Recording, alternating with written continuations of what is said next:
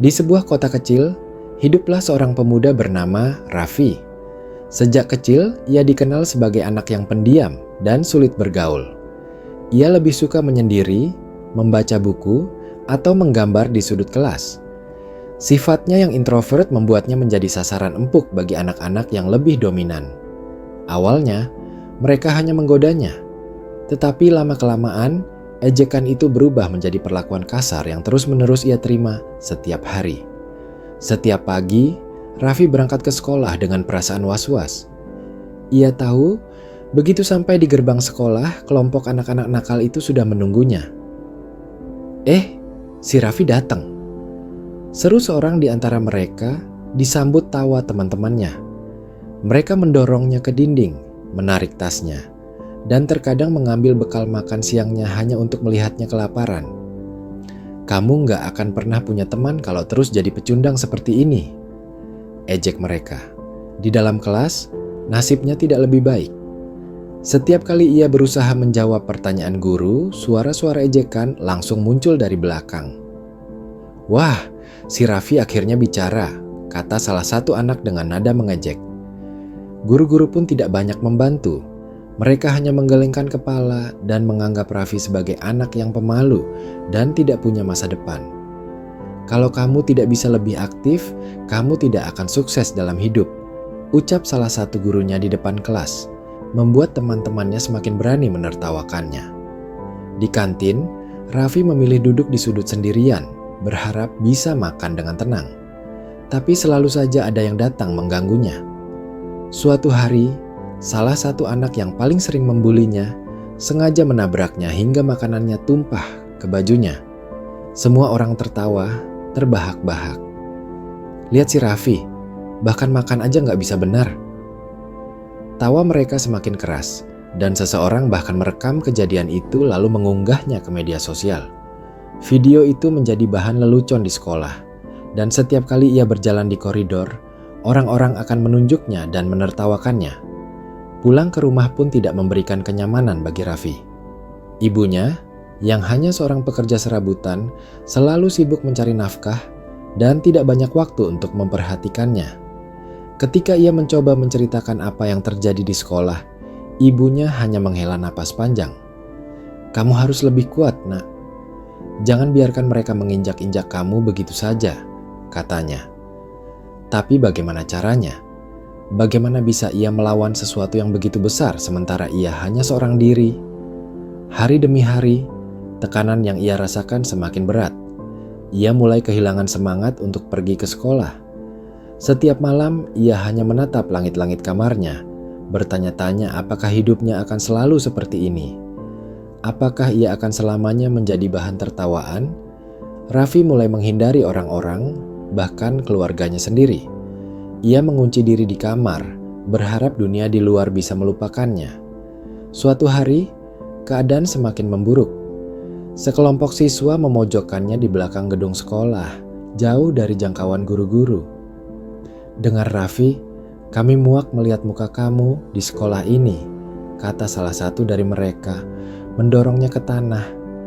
"Orang sepertimu gak layak ada di sini." Mereka menendang tasnya, menghamburkan isi buku-bukunya ke lantai. Salah satu dari mereka bahkan merobek halaman buku catatannya dan melemparkannya ke udara seperti sampah. "Kamu cuma sampah, Raffi." Hari itu menjadi titik terendah dalam hidupnya. Dengan mata berkaca-kaca, ia mengumpulkan barang-barangnya dan berjalan pulang dalam diam. Sesampainya di rumah, ia langsung masuk ke kamarnya, mengunci pintu, dan menangis untuk pertama kalinya setelah sekian lama. Tangannya gemetar saat ia melihat bayangannya di cermin. "Aku memang sampah," gumamnya pelan. Untuk pertama kalinya, ia benar-benar percaya bahwa dirinya tidak berharga. Selama beberapa hari setelah kejadian itu, Raffi tidak keluar kamar. Ia menolak makan, menolak berbicara, dan hanya berbaring di tempat tidurnya. Ibunya mulai khawatir, tetapi ia tidak tahu harus berbuat apa. Dunia Raffi terasa semakin sempit, semakin gelap. Ia tidak tahu bagaimana harus bangkit. Ia tidak tahu apakah masih ada alasan untuk terus melanjutkan hidupnya. Setelah lulus sekolah, Raffi tidak merasakan kebanggaan seperti teman-temannya yang lain. Tidak ada pesta kelulusan, tidak ada perayaan. Ia hanya pulang ke rumah dengan selembar ijazah yang terasa tidak berarti baginya. Teman-temannya sibuk merencanakan kuliah atau mencari pekerjaan, sementara ia hanya berdiam diri di kamar, bertanya-tanya apakah ada tempat untuknya di dunia ini. Hari-hari berlalu dengan cepat. Raffi mulai menyadari bahwa dunia tidak akan berhenti untuknya. Ia melihat teman-temannya mengunggah foto kebahagiaan mereka di media sosial. Kuliah di universitas ternama, diterima bekerja di perusahaan besar, atau sekadar menikmati hidup bersama teman-teman baru. Raffi hanya bisa menatap layar ponselnya dalam diam. "Aku tidak punya masa depan," pikirnya. Namun, di sudut hatinya, ia tahu bahwa jika ia terus berdiam diri, tidak akan ada yang berubah. Ia mulai mencari tahu tentang berbagai keterampilan yang bisa dipelajari secara otodidak. Malam demi malam, ia menghabiskan waktunya menonton tutorial di internet. Coding, desain grafis, video editing, bisnis online, semuanya ia pelajari dengan penuh kesabaran. Tidak ada yang mengajarinya, tidak ada yang mendukungnya. Hanya layar laptop dan tekadnya yang mulai tumbuh. Namun, bukan berarti dunia luar berhenti mengejeknya. Tetangga mulai bergosip tentangnya. Anak itu lulus sekolah, tapi kerjaannya cuma main komputer. "Mau jadi apa dia?" kata seorang ibu di warung. Setiap kali Raffi keluar rumah untuk sekadar membeli makan, ia bisa merasakan tatapan sinis dari orang-orang sekitar. Mereka menganggapnya sebagai pengangguran yang tidak berguna. Ibunya pun mulai kehilangan kesabaran. "Raffi, sampai kapan kamu mau begini? Kamu harus cari kerja, nak. Lihat anak-anak sebayamu, mereka sudah mulai bekerja dan membanggakan orang tua mereka." Suara ibunya bergetar menahan tangis. Raffi hanya diam. Ia ingin menjelaskan bahwa ia sedang berusaha, tetapi ia tahu bahwa ibunya tidak akan mengerti. Baginya, bekerja berarti keluar rumah dan mendapatkan gaji tetap setiap bulan. Tekanan itu semakin berat saat saudara-saudaranya mulai membandingkan dirinya dengan anak-anak mereka yang sudah sukses. "Anakmu itu kenapa, Mbak? Kok nggak kerja juga? Jangan sampai jadi beban keluarga," kata seorang kerabat saat bertamu ke rumah. Ibunya hanya bisa tersenyum pahit, sementara Raffi menunduk, meremas tangannya di bawah meja. Hatinya terasa semakin hancur. Suatu malam, ibunya menangis diam-diam di dapur. Raffi mendengarnya, tetapi tidak berani menghampiri. Ia tahu ibunya kecewa. Kecewa karena anaknya tidak seperti yang ia harapkan.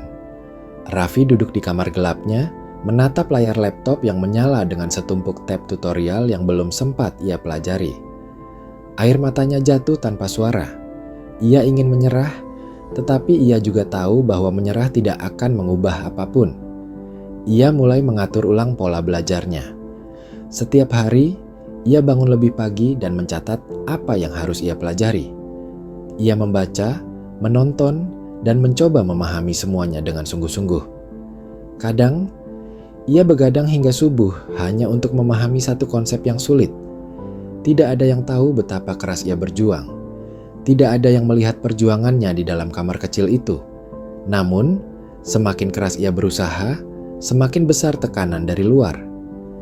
Kalau memang belajar beneran, mana hasilnya? Ejek salah satu tetangganya saat ia tak sengaja mendengar percakapan di luar rumah.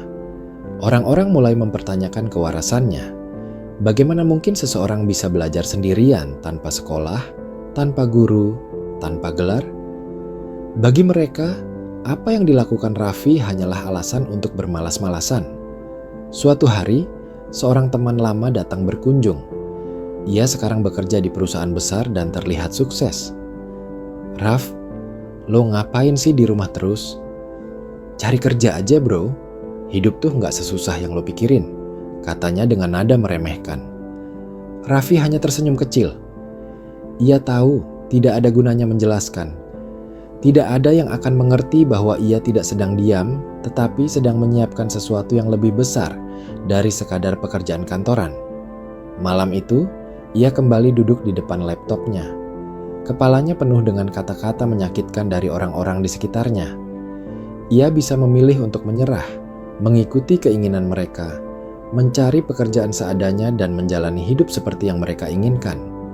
Tapi jauh di dalam hatinya, ia tahu bahwa itu bukan jalannya. Ia menatap layar dengan tekad baru. Ia tidak akan berhenti. Tidak sekarang. Tidak sebelum ia membuktikan bahwa mereka semua salah. Malam itu, Raffi masih duduk di depan laptopnya, menatap layar dengan mata yang mulai lelah. Sudah berbulan-bulan ia belajar dan mencoba mencari pekerjaan online, tetapi hasilnya masih nihil. Namun, malam ini terasa berbeda. Sebuah email masuk ke kotaknya. Dengan jantung berdebar, ia membukanya dan membaca dengan saksama. Kami tertarik dengan portofolio Anda dan ingin menawarkan proyek desain pertama Anda, tulis seorang klien dari luar negeri. Tangannya gemetar. Setelah sekian lama berusaha, akhirnya ada yang percaya padanya. Raffi hampir tidak bisa tidur malam itu. Keesokan harinya, ia segera membalas email tersebut dan mulai mengerjakan proyek pertamanya dengan penuh semangat. Ini adalah ujian nyata pertamanya. Ia harus membuktikan bahwa apa yang selama ini ia pelajari tidak sia-sia. Hari-harinya diisi dengan kerja keras, membangun desain yang sempurna sesuai permintaan klien. Ia nyaris tidak keluar kamar, hanya keluar sebentar untuk makan, lalu kembali bekerja. Kali ini, ia bukan hanya belajar, tetapi benar-benar bertarung untuk hidupnya. Setelah beberapa hari penuh perjuangan, akhirnya proyek pertamanya selesai. Dengan hati berdebar, ia mengirim hasil kerjanya. Menunggu balasan dari klien terasa lebih menegangkan dibandingkan ujian sekolah. Hingga akhirnya, satu notifikasi masuk. Pekerjaan Anda luar biasa. Terima kasih, ini pembayaran Anda. Raffi menatap jumlah uang yang masuk ke rekeningnya. Untuk pertama kalinya dalam hidupnya, ia menghasilkan uang sendiri tanpa harus keluar rumah dan tanpa ada yang meremehkannya. Ia ingin berteriak, tetapi ia hanya duduk diam, meresapi momen ini dengan air mata menggenang di matanya. Sejak saat itu, Raffi semakin gila bekerja. Ia menerima lebih banyak proyek, belajar lebih banyak keterampilan, dan semakin memahami dunia digital yang selama ini hanya dianggap sepele oleh orang-orang di sekitarnya. Hari-harinya diisi dengan semangat yang tak pernah ia rasakan sebelumnya. Ia bahkan membuat target besar untuk dirinya sendiri. Ia ingin memberangkatkan ibunya umrah. Ia tahu ibunya sudah terlalu banyak meneteskan air mata karena dirinya. Kini, ia ingin membuat ibunya menangis bahagia. Dengan setiap proyek yang ia selesaikan, Raffi mulai menabung. Ia tidak membeli barang-barang mewah, tidak foya-foya seperti yang dilakukan banyak orang ketika pertama kali mendapatkan uang. Baginya, prioritasnya adalah ibunya. Ia bekerja siang dan malam, mengorbankan waktu istirahatnya, mengabaikan suara-suara negatif di luar sana. Tidak ada yang tahu bahwa pemuda yang dulu dianggap pengangguran, kini mulai mengubah hidupnya sendiri. Suatu malam, saat sedang makan malam bersama ibunya, Raffi tiba-tiba mengeluarkan sebuah amplop dan meletakkannya di meja. "Bu, ini untuk ibu. Aku ingin ibu pergi umrah," katanya dengan suara bergetar. Ibunya menatapnya dengan mata penuh kebingungan. "Dari mana kamu dapat uang sebanyak ini, Nak?" tanyanya, masih tidak percaya. Raffi tersenyum kecil. "Aku kerja, Bu. Aku kerja keras dan aku ingin ini untuk ibu." Ibunya langsung menangis, menutup wajahnya dengan kedua tangan. "Kamu benar-benar melakukan ini untuk ibu?" isaknya. Raffi mengangguk. Ini adalah impiannya sejak lama, dan kini ia berhasil mewujudkannya. Ibunya memeluknya erat untuk pertama kalinya setelah sekian lama. "Ibu bangga padamu, Nak. Ibu benar-benar bangga." Namun, kebahagiaan itu tidak bertahan lama. Kabar tentang keberangkatan umrah ibunya menyebar dengan cepat ke lingkungan sekitar. Alih-alih dipuji, tetangga-tetangga justru mulai berbisik-bisik dengan nada mencurigakan. "Dari mana anak itu dapat uang?" tanya seseorang. "Setahu saya, dia nggak pernah kerja di luar rumah. Jangan-jangan," bisik yang lain. Tak butuh waktu lama sebelum gosip itu berubah menjadi tuduhan. "Hati-hati, jangan terlalu dekat sama keluarga Raffi. Bisa jadi dia pakai pesugihan. Mana mungkin anak yang nggak pernah kerja bisa dapat uang sebanyak itu? Suara-suara sumbang mulai terdengar di warung-warung dan masjid. Beberapa orang bahkan berani bertanya langsung ke ibunya. "Bu, kalau bisa umrah berarti uangnya banyak, ya? Anak ibu dapat dari mana? Jangan-jangan ada ilmu gaib di belakangnya?" Ibunya hanya bisa diam, hatinya sakit mendengar tuduhan itu. Raffi yang mendengar semua gosip itu hanya tersenyum pahit. Ia telah berjuang mati-matian untuk sampai ke titik ini, tetapi masih saja ada yang meragukan dan mencibirnya. Dunia memang tidak adil, pikirnya. Namun, ia tidak akan membiarkan hal itu menghancurkan dirinya. Ia sudah sampai sejauh ini, dan ia tidak akan berhenti. Saat ibunya berangkat umrah, Raffi berdiri di depan rumahnya, melihat ibunya melangkah menuju mobil yang akan membawanya ke bandara. "Jangan dengarkan omongan orang, Bu. Aku akan terus bekerja, dan aku akan membuktikan bahwa kita bisa hidup tanpa harus menjelaskan apapun kepada mereka," katanya dengan suara mantap. Ibunya mengangguk, menatap anaknya dengan bangga. "Ibu percaya padamu, Nak. Biarkan mereka berkata apa. Yang penting kita tahu kebenarannya." Raffi menatap langit, menarik napas dalam. Ia tahu perjalanannya masih panjang. Masih banyak tantangan yang harus ia hadapi. Tapi satu hal yang pasti, ia tidak akan pernah mundur. Karena inilah jalannya, dan ia akan terus melangkah apapun yang terjadi. Sepulang ibunya dari umrah, rumah Raffi terasa lebih hangat dari sebelumnya. Senyum ibunya begitu tulus, wajahnya terlihat lebih damai. Namun, Raffi tahu bahwa perjuangannya belum selesai. Ia tidak ingin hanya berhenti sampai di sini. Dengan uang yang ia kumpulkan dari berbagai proyek, ia mulai merancang sesuatu yang lebih besar. Sebuah agensi digital yang bisa berkembang lebih jauh dari sekadar kerja individu. Di dalam rumahnya yang sederhana, ia mulai membangun tim kecil. Ia merekrut beberapa pekerja dari luar daerah. Orang-orang berbakat yang ia temukan melalui komunitas online. Mereka bukan lulusan universitas ternama, tetapi memiliki keterampilan luar biasa di bidang desain, pengembangan web, dan pemasaran digital. Setiap hari, mereka berkoordinasi melalui internet, bekerja dari berbagai kota, membangun proyek-proyek besar yang semakin hari semakin berkembang. Bisnis Raffi semakin maju. Kliennya bertambah banyak, keuntungannya meningkat berkali-kali lipat. Orang-orang mulai melihatnya bukan lagi sebagai pemuda pengangguran yang tak punya masa depan, tetapi sebagai seorang pengusaha sukses yang mampu menciptakan peluang. Namun, kesuksesan itu justru membawa dampak yang tak terduga. Para tetangga dan pemuda di desanya yang dulu mencemoohnya kini mulai datang kepadanya, meminta pekerjaan. Suatu hari, seorang pemuda yang dulu sering mengejeknya datang dengan wajah penuh harap. "Raf, gue tahu dulu gue salah. Tapi lo udah sukses sekarang kan? Lo pasti butuh banyak orang buat bantuin kerjaan lo. Kasih gue kesempatan, bro." Suaranya terdengar tulus, tetapi Raffi hanya menatapnya dengan ekspresi datar. Tidak hanya dia, beberapa pemuda lain yang dulu ikut menertawakannya kini berdiri di depan rumahnya, membawa CV seadanya, berharap bisa bekerja di agensi yang ia bangun. "Raf, maaf kalau dulu gue pernah ngomong yang gak enak. Gue butuh kerjaan sekarang. Lo bisa bantu gue kan?" Salah satu dari mereka berkata dengan suara penuh penyesalan. Namun, Raffi hanya menghela napas.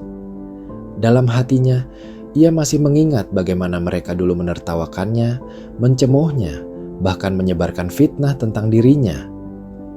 Ia akhirnya berkata, "Aku gak bisa kasih pekerjaan begitu saja. Kalian dulu bilang, aku gak punya masa depan. Tapi sekarang kalian yang datang minta tolong. Dunia memang aneh ya." Ibunya yang mendengar percakapan itu hanya bisa tersenyum kecil. Malamnya, ia mendekati Raffi dan menaruh tangannya di bahu anaknya. "Nak, aku tahu mereka salah. Aku tahu mereka menyakitimu, tapi jangan biarkan dirimu menyimpan dendam. Kesuksesanmu bukan untuk balas dendam, tapi untuk membuka jalan bagi yang lain." Raffi terdiam, kata-kata ibunya menyentuh hatinya lebih dalam dari yang ia kira. Malam itu, ia berpikir keras. Ia tidak ingin memberikan pekerjaan secara cuma-cuma kepada orang-orang yang dulu meremehkannya. Tapi di sisi lain, ia juga tahu bahwa banyak pemuda di daerahnya yang sebenarnya hanya kurang kesempatan, bukan kurang kemampuan. Akhirnya, sebuah ide muncul di kepalanya. Ia akan membuka pelatihan untuk para pemuda di desanya. Ia tidak akan langsung memberikan pekerjaan, tetapi mereka yang benar-benar mau belajar dan berkembang akan mendapat kesempatan. Beberapa hari kemudian, Raffi mengumumkan bahwa ia akan membuka pelatihan digital gratis bagi pemuda di desanya. Aku nggak janji kalian bisa langsung dapat pekerjaan, tapi kalau kalian serius, aku akan memberi kesempatan untuk bekerja bersamaku. Ia memasang spanduk di depan rumahnya, menyebarkan informasi melalui media sosial, dan mengundang siapa saja yang ingin belajar. Awalnya, banyak yang meragukan langkahnya. Apa bener Raffi mau ngajarin kita? Dulu dia dihina-hina, masa sekarang mau nolong? Gumam seorang warga. Tapi hari pertama pelatihan, puluhan pemuda datang. Mereka duduk di ruang tamu Raffi yang kini telah disulap menjadi ruang belajar sederhana, mendengarkan setiap kata yang ia ucapkan dengan penuh perhatian. Hari-hari berlalu dan Raffi melihat perubahan nyata. Beberapa pemuda yang dulu meremehkannya kini berusaha sekuat tenaga untuk membuktikan diri. Mereka belajar dari nol, bertanya dengan sungguh-sungguh, bahkan mulai menunjukkan hasil kerja yang bagus. Melihat itu, Raffi akhirnya berkata, "Baiklah, bagi yang lulus seleksi setelah pelatihan ini, aku akan membuka kesempatan bekerja bersama di agensiku." Wajah para pemuda itu bersinar penuh harapan. Kini, mereka bukan lagi musuh atau orang yang mencemooh, tetapi rekan yang berjuang bersama.